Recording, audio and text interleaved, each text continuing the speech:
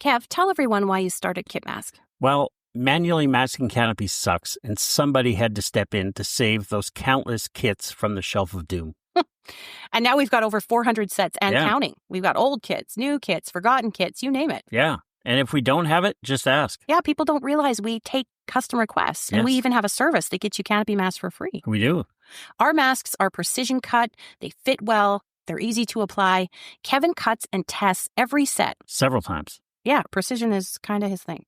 And Janelle, she does everything else. She cares about each customer and is the heart of our business. If you ever reach out, you're talking directly to us, real people, real modelers. And if you don't love your masks, we'll refund or replace them. No questions asked. Visit kitmask.com, join the mailing list, and treat yourself to easier, cleaner masking. Kit masks, made by a modeler for modelers. Hey, what about me? You're not a modeler. Oh.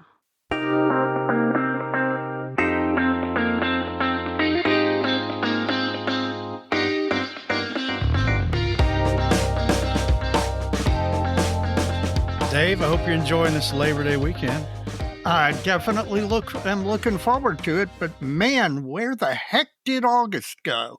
I'm starting the month celebrating my wife's birthday, my birthday, then we go to Hampton, and next thing I know, it's Labor Day. What the heck happened? We've been busy, I mentioned in the last episode that I was super busy before Nats, and then we kind of had to tread water to get to even go. And then again, we got busy after we got back, and now school started and all that stuff. And summer's gone, my friend. I know. Well, you certainly think that from the weather outside. August in Kentucky is usually not this cool. No, that's okay.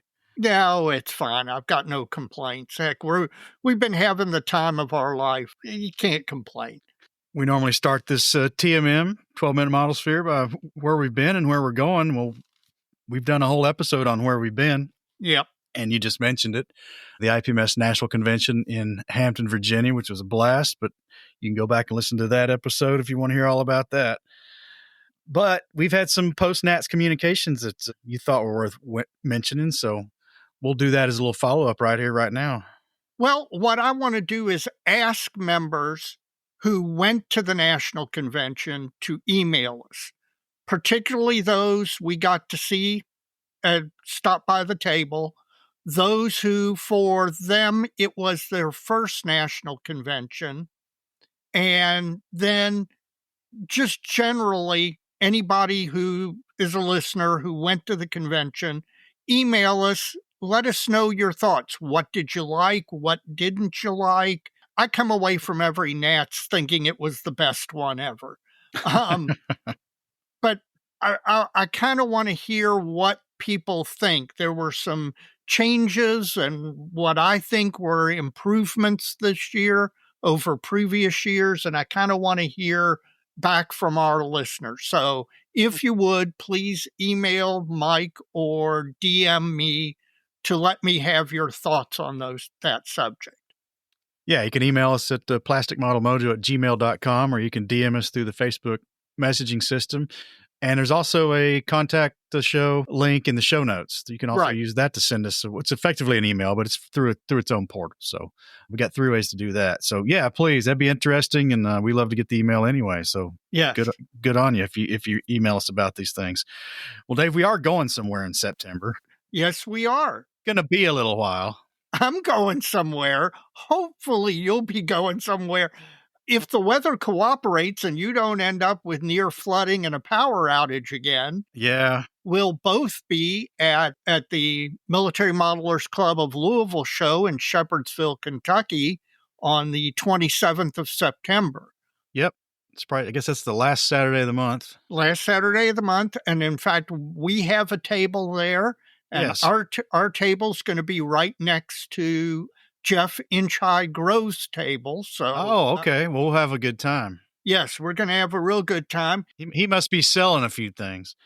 Some books, believe it or not. But if you can work it out, if you're within a day's drive of Louisville and you can work it out, it's a one-day show, opens at 9. They have you out of there by 3:30. They're very efficient on awards and all that so that people can get back home and do the whole thing in a day, I urge you strongly to come to the contest. You'll have a great time. Well, moving back to Paraket Springs was a good move. Yes, It's a pretty nice facility for an IPMS invitational size show. it is. It's as large facility wise, floor space wise. It's almost as large as the area that the Hamilton Club has in the museum for their contest. It's a really, really spacious facility. All right. Well, hope to see some of you folks there. Yes.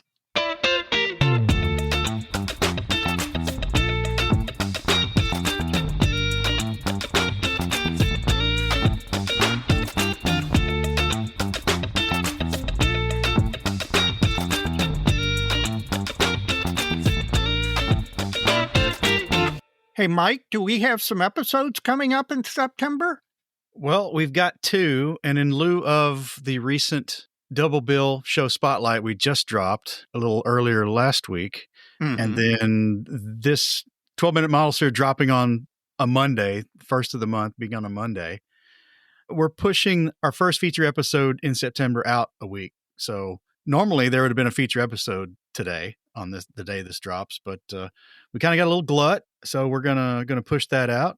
And it's going to be a good episode, Dave. Episode 147, Dr. Strangebrush has been soliciting questions from his clientele, and we're going to tackle those in a special segment with Dr. Strangebrush in episode 147. So, well, I'm looking forward to that. Looking forward to that, too. So we hadn't talked to him in a little while, so that'll be good. Yes. 148, coming up a little later in the month, is going to be a Shop Talk episode. And Mr. Chris Wallace from the Model Airplane Maker YouTube channel and blog is going to be sitting in the third chair. And I need to solicit maybe a topic or two from him to talk about. So, yeah, I've got one for Chris for that episode, bare metal finishes, because he just dropped a whole video on that. That might be a really good topic to discuss for our Shop Talk. Okay, well, I'll pencil that one in and tell him to get ready. That's right. I look back, and it's been right at a year since Chris was on. He was on the Wheel of Accidental Wisdom about a year ago in September. So, haven't heard from him in a while. Well, we've heard from him, but the listening audience for Plastic Model Mojo has not heard from him in a while. So we hear from him regularly. That's right. So he was perfectly willing to come on. So bare metal finishes, that'd be a good one, Dave. I like that. And go watch his video on the subject. Well, Dave, we'll kind of stretch this out, or give a little bit more meat to the 12-minute Modelsphere. Give another little tidbit that folks can find useful. I'm going to try to insert a tip of the month. So we're going to have a little homework to do. Okay. Going forward. But the tip of the month for September also stems from our trip to Hampton, Virginia, and the IPMS National Convention. It was about a month ago that, maybe a little longer than that, because I put it on the dojo. I'd have to go back and see when I put it on the dojo. But I discovered that the interleave film in a pack of Aldi prosciutto was actually 2.5 thousandths polystyrene sheeting. And that proved to be quite useful. So it sent us on a little bit of a goose chase while we were in Hampton. We rolled up to an Aldi, and everybody jumped out and ran inside and to go get some charcuterie for the evening. And now there are 2 varieties of prosciutto at Aldi. One of them is just, I guess it just says prosciutto. And the other one has some Italian style or something on it. I didn't know there was any other kind of prosciutto than Italian style. But if it says Italian something on the pack, that's not the one you want. You want the other one. I assume they're packed at 2 different facilities. And the one that just says prosciutto has this ultra thin polystyrene sheeting in it that I've started to find very useful in my modeling. It's, like I said, it's 2.5 thousandths, which is half the thickness of Evergreen's thinnest sheet. Yeah. And I'm looking for it as a supplied item from a manufacturer. I like prosciutto, Dave, but There's only so much prosciutto, and washing the fat. Yeah, the fat and grease off of it. Yeah, because you got to be careful because that's so thin. You can't use very hot water. So so if you need some really, really thin polystyrene, until I find out a source supplier for this stuff, you can get it at Aldi in their prosciutto. Yeah. So there's my tip of the month, Dave. Yeah, well, we'll see what happens. I need to go out and buy stock in Aldi or something.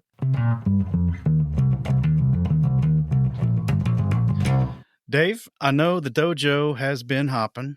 Yes, it has. It has been busy, doesn't begin to describe it.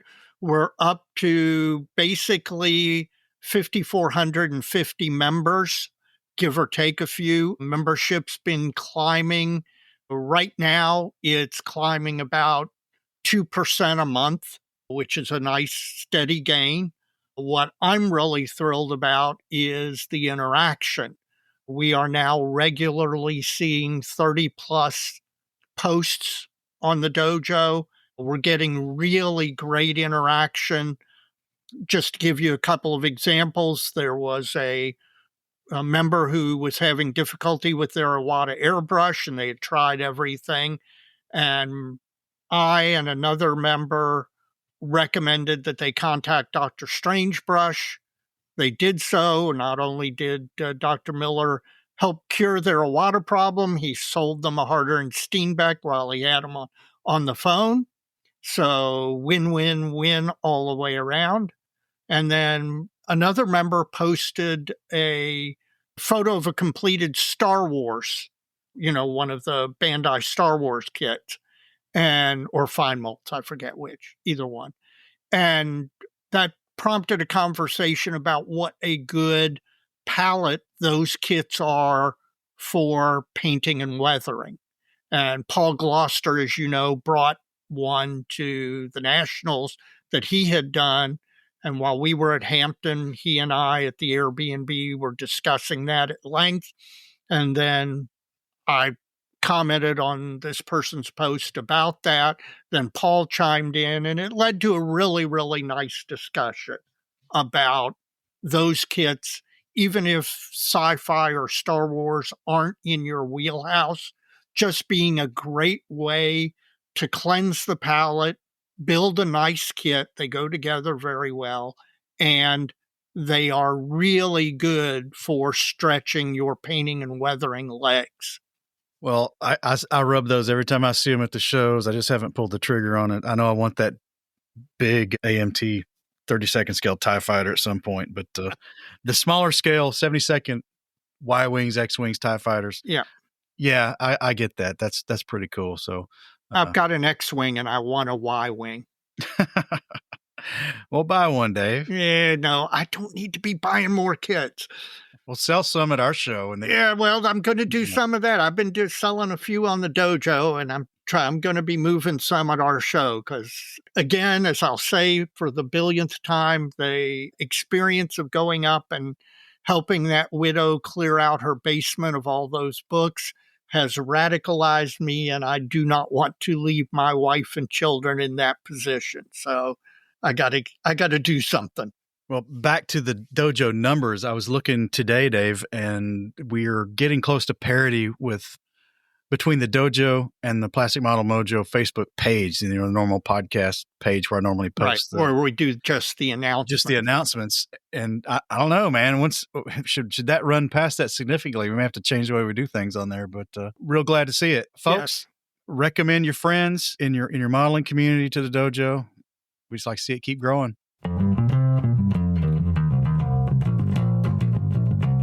Well, folks, that's September. We hope you join us for everything we can push out for you to digest. It's going to be a good month. We got 2 good episodes, and we look forward to more growth on the dojo.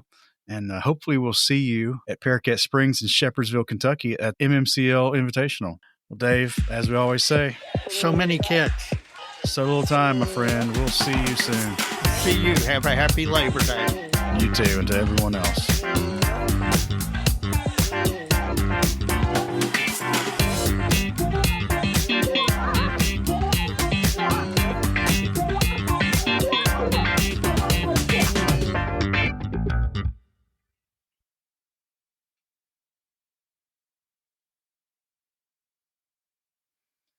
All right.